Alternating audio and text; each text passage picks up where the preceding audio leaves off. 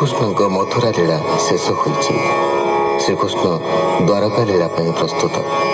କଂସ ପତ୍ନୀ ଅସ୍ଥି ଏବଂ ପ୍ରାପ୍ତି ଥିଲେ ଜରାସନ୍ଧଙ୍କ ଦୁହିତା।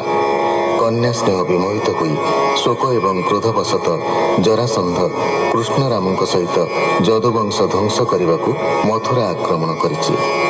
କୃଷ୍ଣ ବଳରାମ ଅସାଧାରଣ ବିକ୍ରମ ପ୍ରକାଶ କରି ତାହାର 23 ଅକ୍ଷୟଣୀ ସୈନ୍ୟ ସଂହାର କରିଛନ୍ତି। ବଳରାମ ନିରସ୍ତ୍ର ସୈନ୍ୟ ସାମନ୍ତହୀନ ଜରାସନ୍ଧକୁ ବାନ୍ଧିଛନ୍ତି।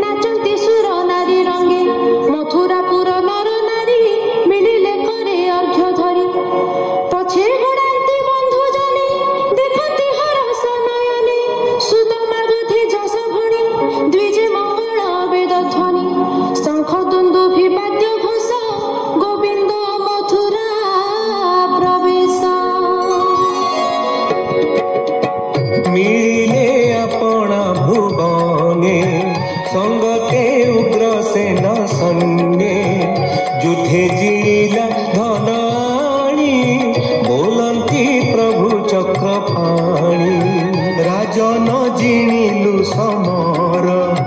ए धन भंडार तुम्हर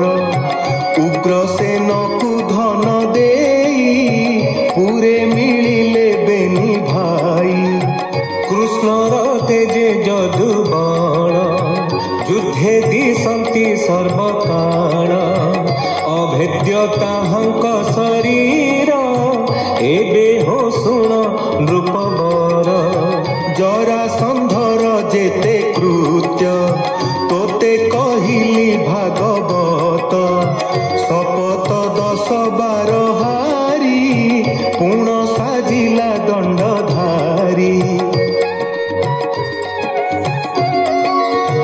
ब्रह्मानंदन ताहा जानी भाणती मने परिमाणी काल जवन वीर थिले जदुभूषण नाही भले आज करिबी देव कार्य गंजीबी जवनर तेज एते विचारी शून्य बाटे मिलिले जवन निकटे देखी सानंद नृपवर पूजिला नारद भयर कर जुगड़ देई सिरे नमिला मुनिंक भୟରେ काल जवन मुख चाही मुनि कहंती खेद बही जादव वंशे महाबली अछंती राम बनमाली जरासंधर जेते बड़ माइले 17 बेड़ ताहांक संगे युद्धकारी तिनी भुवने नाही सरी तुझे बोलाऊ बड़ियार जदुंक संगे युद्ध कर जराही साजी अछि युद्धे पारिले साध एही मध्ये आस मोहर तुले तुही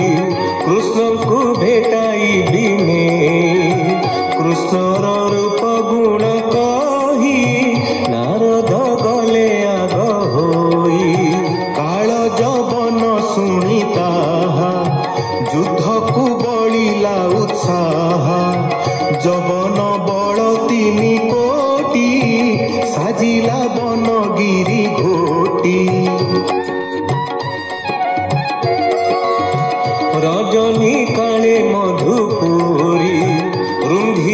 नातिनी पुर करी जवन बड़ देखी हरी कहती राम कर धरी देख जादव बड़ कष्ट दैव आणी कला हट मागध आसुअछि बाही जादवे जीवे आज काही जवन संगे युद्ध करी रहिले समर आवरी एमंते मागध आसीब यदुଙ୍କୁ प्राणे संहारिब धन जीवन बंदी करी घेनाई जीव निज पुरी निर्जने दुर्गे कभी आई धन कुटुंब तही थोई तेबे करिबारण रंग हेमंते कहिले श्रीरंग जलधि मध्ये कृष्ण जाई बोलंती वरुण को चाही समुद्र मध्ये छाड़ स्थान एथे मु करिबी विश्राम सुनी गोविंदर वचन छाड़िला 12 योजन गोविंद विश्वकर्मा राई बोलंती तार मुख चाही द्वारका नामे दिव्यपुर देव मानवे अगोचर मथुरापुर प्राय कर जाहार जेमंत मंदिर गोविंद आज्ञा परमाणे निर्माण कला तत्क्षणे